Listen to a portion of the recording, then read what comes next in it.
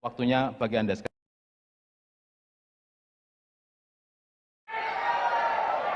Apa?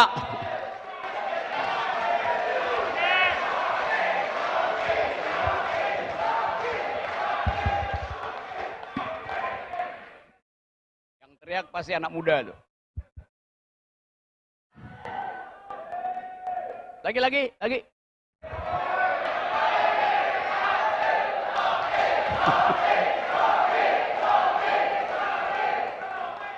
Oke. Politik itu ada dua momentum. Momentum mengisi otak.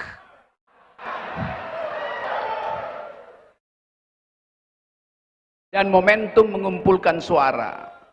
Ini momentum mengisi otak. Saya akan ada di situ dulu ya.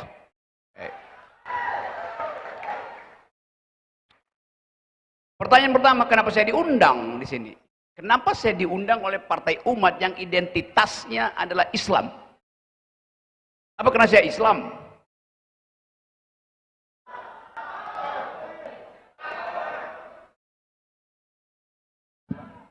Saya diundang karena saya punya otak.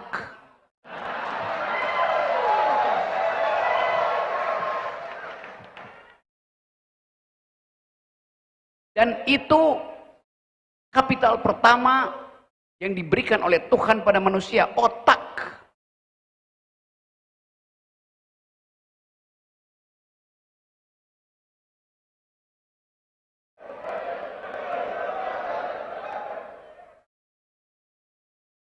Saya nggak suka diatur-atur karena saya mau ngatur hari ini. Jadi terima kasih saya diundang karena Pak Amin tahu saya punya otak, Edo tahu saya punya otak.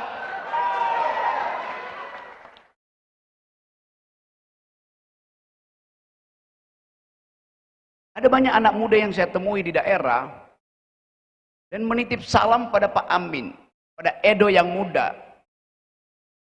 Jadi selain Muslim, selain Islam, ada identitas tambahan, itu partai muda.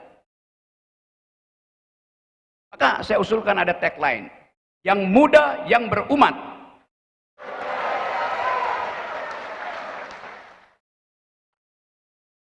Umat artinya memihak rakyat. Dasarnya itu. Tanpa umat, republik tamat.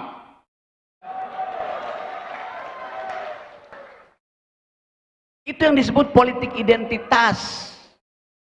Jadi resmikan saja bahwa partai ini berbasis identitas. Supaya ada pembeda.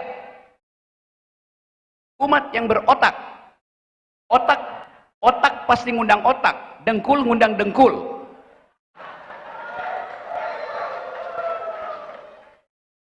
Nanti ada partai yang mulai nyinyir. Rocky Gerung non-muslim ngomong di partai muslim. Itu artinya partai dengkul karena takut ngundang saya. It's okay. Saya non muslim, tapi saya akan berkampanye untuk partai umat.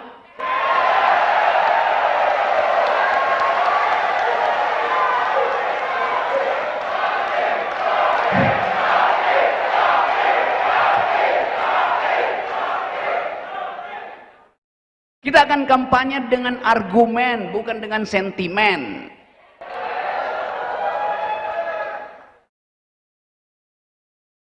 Hal yang keliru di dalam pandangan Pak Jokowi,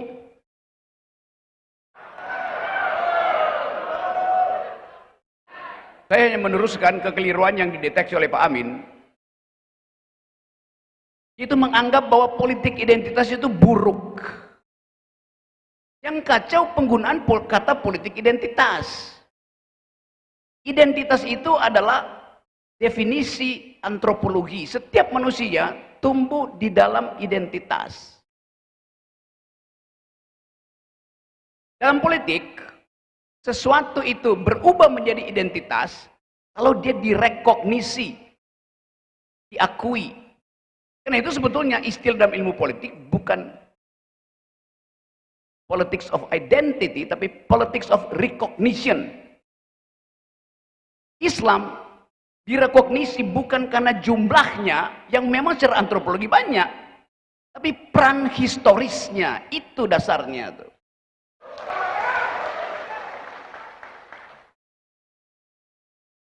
PDIP direkognisi bukan karena jaketnya merah, tapi karena peran historis Soekarno. Dan sekarang Soekarno itu peran historisnya dikerdilkan sekedar sebagai nama sebuah keluarga. Itu kritik saya. Soekarno itu nama bangsa, bukan nama keluarga. Apakah Soekarno pernah mendorong politik Islam? Yes. Tak mungkin negeri ini, kata Bung Karno, ditumbuhkan tanpa partisipasi real dari majority, yaitu Islam.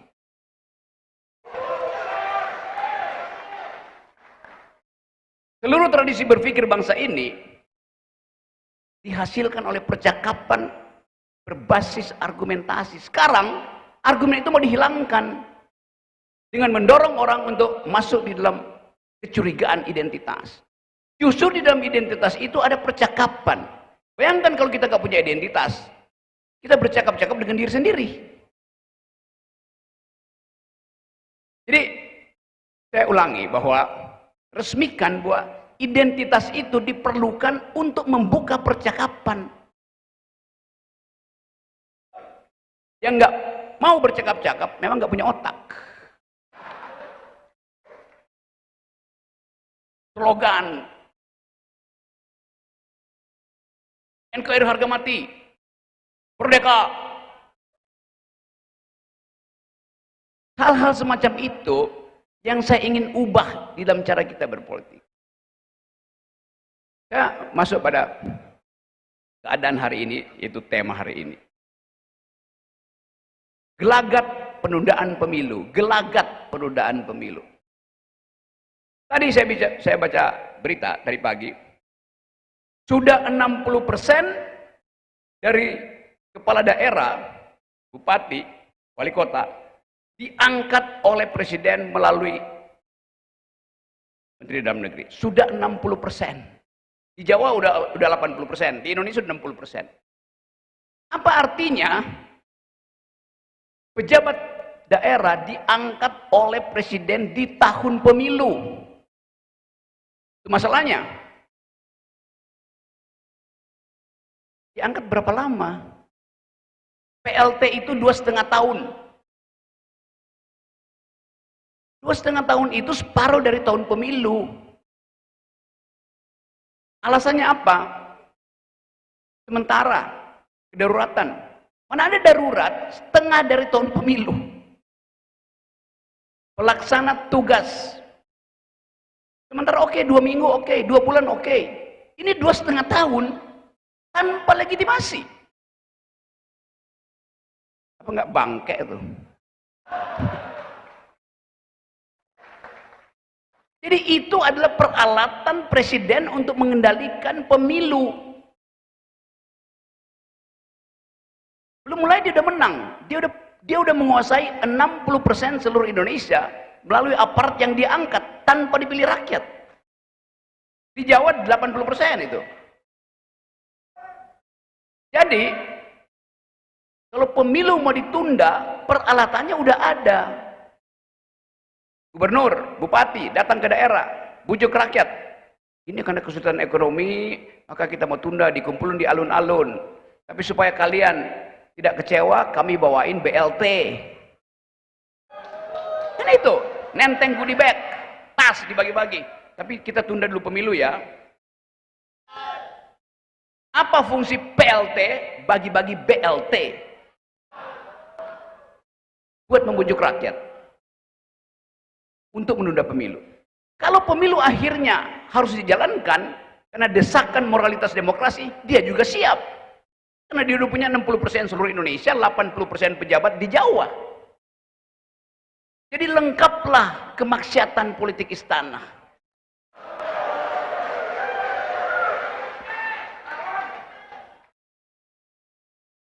Tapi partai ini didirikan dengan misi perubahan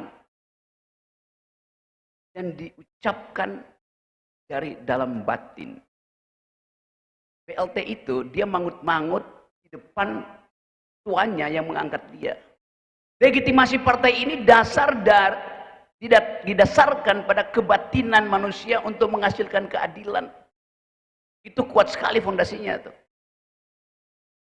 PLT dasarnya adalah feodalisme. Dasarnya adalah upaya untuk membujuk oposisi supaya jangan berkumpul di satu tempat.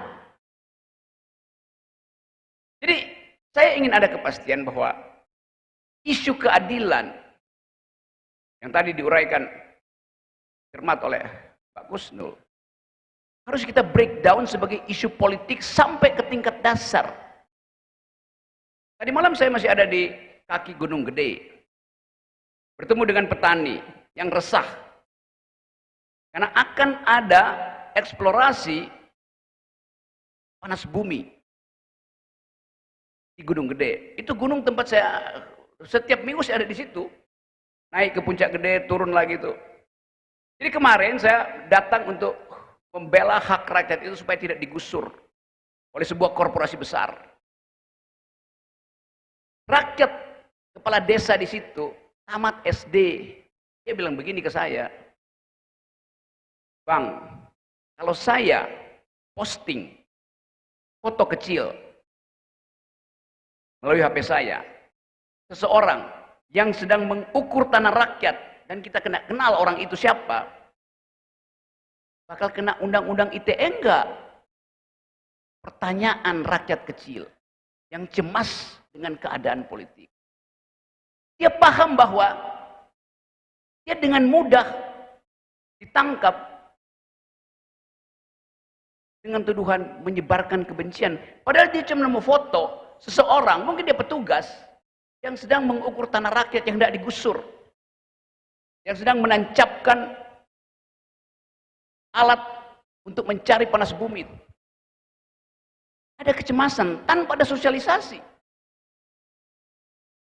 Jadi Anda lihat bahwa negara itu beroperasi bahkan sampai ke pinggir Gunung Gede yang nggak mungkin didatangi oleh menteri siapapun. Tapi publik merasa cemas. We are living in the republic of fear. Kita lagi hidup di dalam republik kecemasan. Kita mau batalkan psikologi itu. Sebab sekali orang merasa cemas, dia akan dituntun oleh kegelisahan untuk menusuk siapa di kotak pemilu. Partai Umat harus beroperasi untuk menghalangi kecemasan publik itu. Yang bisa membatalkan pemilu justru.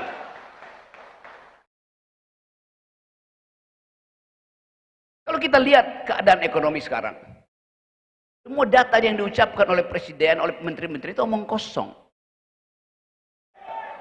Karena menyembunyikan hal yang mendasar, yaitu kekayaan yang dirampas. Coba kita lihat data kecil. Di zaman Pak Harto memberi konsesi hutan, tambang, segala macam pada oligarki pada waktu itu. Tetapi Pak Harto pastikan 35% dari rampasan, rampokan, gerukan ekstraktif industri balik ke negara. Zaman Orde Baru 35% kekayaan negara balik ke kas negara. Zaman SBY turun tinggal 25-28% yang balik ke negara. Artinya oligarki menghisap lebih banyak dari yang dia berikan. Zaman Pak Harto 35%, zaman SBY 28%. Zaman Pak Jokowi tinggal 8% yang balik. Apa nggak kurang ajar?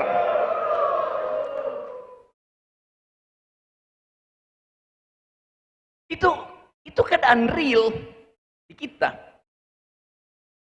Berita kemarin, tahun 2022 kemarin ada 1 juta PHK. Kalau satu orang menanggung 4 orang, artinya ada 4 juta pengangguran baru. Sementara data perkawinan kita di tahun 2022 ada 2 juta perkawinan. Masih berantakan perkawinannya. Begitu kawin, pasangannya di PHK, bubar perkawinan. It's logiknya begitu. Pada waktu itu Pak Jokowi bilang, kita gembira karena masih ada orang yang kawin, 2 juta orang kawin, ada 4 juta bayi yang akan dilahirkan, itu bonus demografi.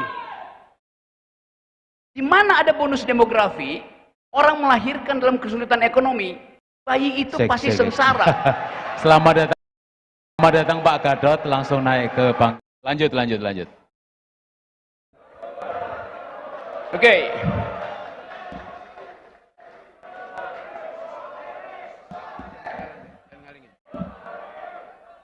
Oke. Saya lanjut ya. Saya bilang tadi, ini momentum mengisi otak. Nanti momentum untuk cari suara. Denger aja dulu.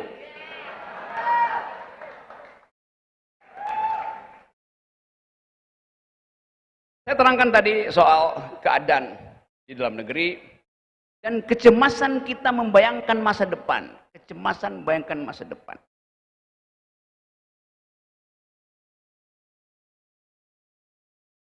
Kemarin saya bicara dengan seorang anak muda dari Papua.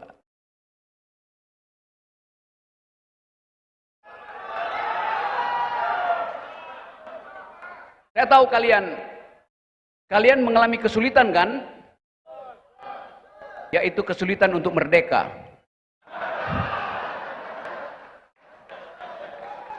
Begitu wacana yang berkembang di Papua sekarang. Bagi mereka, kesulitan terakhir bangsa itu yang adalah sahabat kita.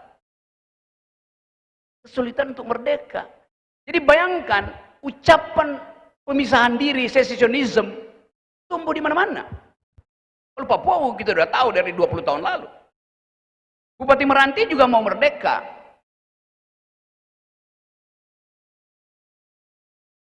Bupati Halmahera juga kasih sinyal begitu. Karena kesel, kata Pak Jokowi, Ternate Utara melebihi pertumbuhan ekonomi seluruh dunia, tumbuh 23%. Bupati itu bilang, ini orang bodoh apa yang ngomong begitu?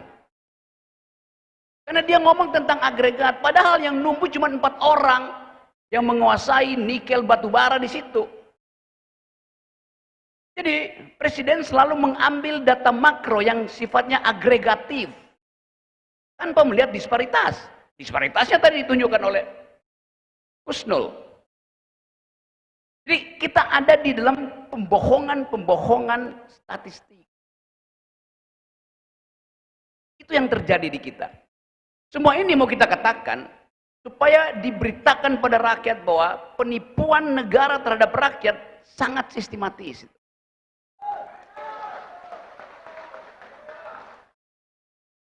Sekarang kita kaitkan tadi pembicaraan tentang Papua yang punya memori yang lain tentang otonomi itu. Kalau kita deteksi, ada diplomasi di Indo-Pasifik. Panglima Gabungan Amerika, Menteri Luar Negeri bolak-balik. Mampir di Singapura, nyisir ke Melanesia, turun ke Solomon, pergi ke New Zealand, berhenti di Australia, naik ke Jepang untuk mengkanvassing siapa yang proksi Amerika, siapa yang proksi Cina.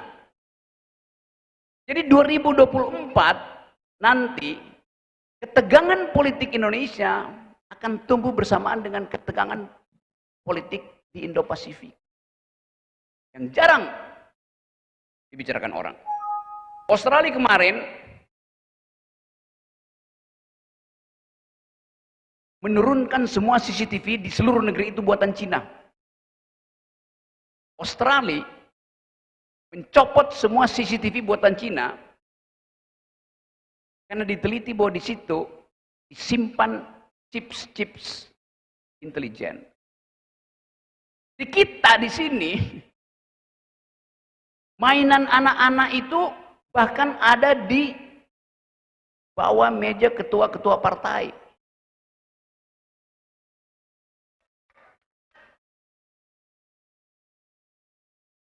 Dengan energi 0,0002 watt dari mainan itu diupload informasi.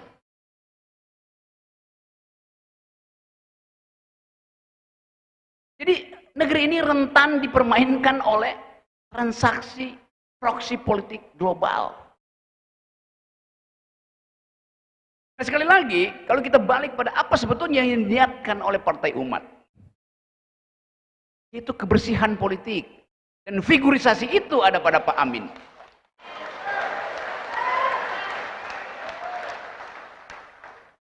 Kalau partai ini berbau busuk, korup, nggak mungkin saya datang.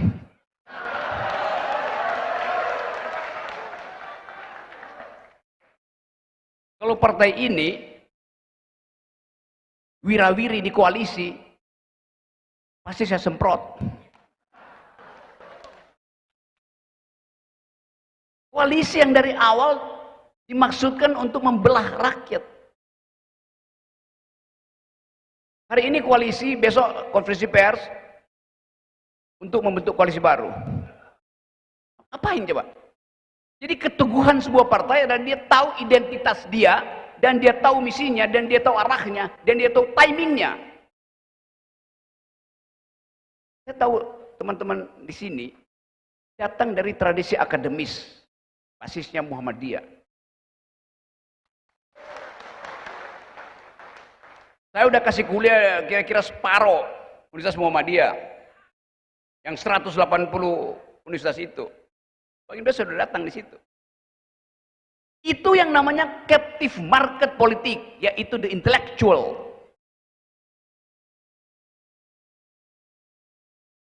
Era itu yang kita tunggu. Dan kalau Muhammadiyah berhenti berpikir, IQ bangsa ini jatuh. Drop.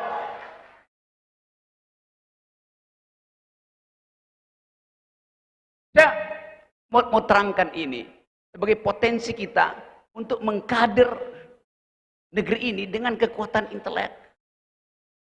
Muhammadiyah punya rumah sakit. Kalau separuh dari dokter Muhammadiyah berhenti beroperasi, bekerja, infeksi naik 20%. Ini faktanya begitu. Muhammadiyah diajarkan tertib akuntansi.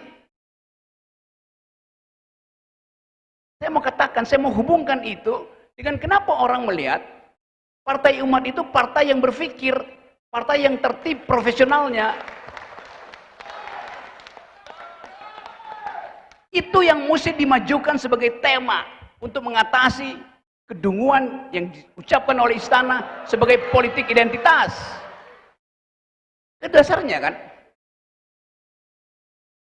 Kalau pengurus Partai Muhammadiyah, IQ-nya saya kumpulkan, saya tukar tambah dengan IQ di DPR, di Senayan, masih ada kembalian ke sini.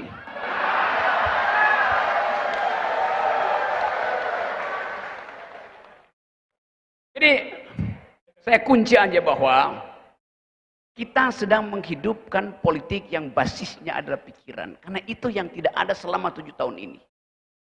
Politik yang basisnya adalah pikiran.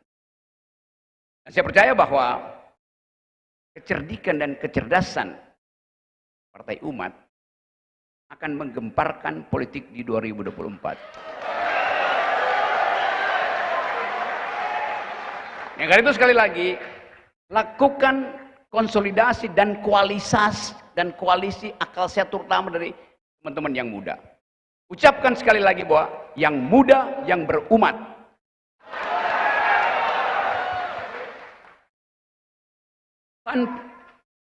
Ulang, yang muda yang berumat. Yang muda.